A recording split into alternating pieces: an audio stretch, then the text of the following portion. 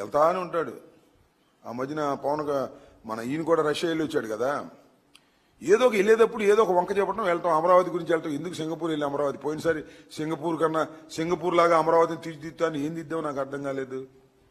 ఏదో కంట్రీ వెళ్ళటం కోసం అమరావతి గురించో మరో దాని గురించో చెప్పి డబ్బులు ఖర్చు పెట్టుకునే కార్యక్రమం తప్ప అమరావతి లేదు, మరొకటి లేదు. ఇవన్నీ కూడా బోగస్ మోడల్ తప్ప మరొకటి లేదు.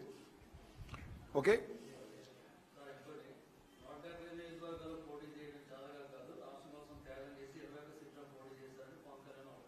ఏమన్నాడు?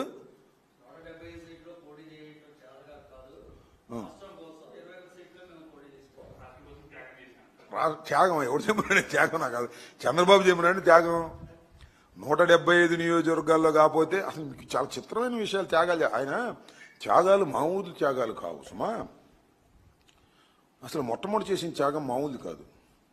ఏం త్యాగం అంటే ఒక్క సీటు కూడా పోటీ చేయకుండా తెలుగుదేశానికి సపోర్ట్ చేయడం అనేది మాత్రమైన త్యాగం. ఎందుకు చేశావా అంటే దేశం కోసం చేశాను, రాష్ట్రం కోసం చేశాను అంటాడు.